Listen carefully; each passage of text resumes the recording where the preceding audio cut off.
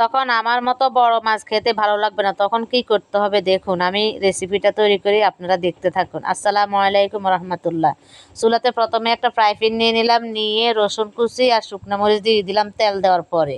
দিয়ে তেলটা যখন গরম হয়ে গেছে, তারপরে পেঁয়াজ দিয়ে দিয়েছি, পেঁয়াজ আর কাঁচামরিচ দিয়ে এখন নাড়াচাড়া করে একটু লাল করে ভেজে নিয়েছি।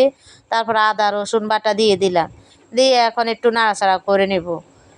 একটু মশলাটা গন্ধ যাওয়া পর্যন্ত নাড়াচাড়া করে নিতে হবে। নিয়ে ভালোভাবে ভাজা ভাজা করে নিচ্ছি। এখন এর মধ্যে অল্প একটু পানি দিয়ে দিব যাতে মশলাটা না পুড়ে যায়। পানিটা দিয়ে হলুদ দিয়ে দিব 1 চামচ আর মরিচ দিয়ে দিব 1 চামচ। দেওয়ার পরে স্বাদ মতো লবণ দিয়ে দিচ্ছি।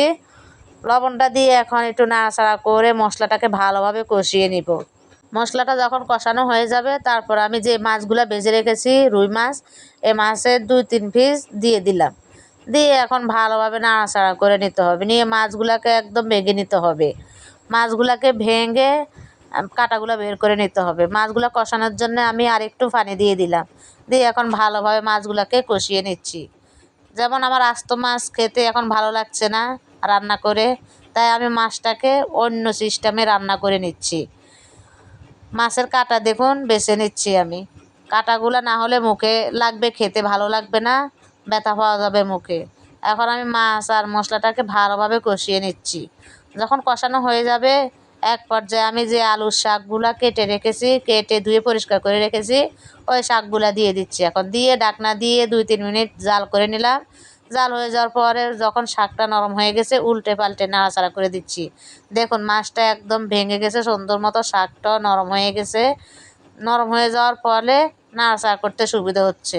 শাক দেওয়ার পর কিন্তু নাড়াচাড়া করা যায় না। আসলে এই রেসিপিটা কিন্তু আমি জানতাম না। আসলে সবাই সব রেসিপি জানে না, কেউ কারোর কাছ থেকে না কারোর কাছ থেকে শিখে নেয়। রেসিপিটাও আমি অন্য একজনের কাছ থেকে শিখেছি, শিখে এখন আমি করে দিচ্ছি। এখন আমি শাকটাকে ভালোভাবে কষিয়ে নিলাম, নিয়ে অল্প একটু পানি দিয়ে দিলাম যাতে শাকটা ভালোভাবে সিদ্ধ হয়ে যায়। দিয়ে এখন ভালোভাবে নাড়াচাড়া করে নিচ্ছি। শাকটা একদম সিদ্ধ হওয়া পর্যন্ত এবং পানিটা শুকানো পর্যন্ত আমি ভালোভাবে জাল করে নিব। দেখুন আমার শাক থেকে পানি একদম শুকিয়ে গেছে।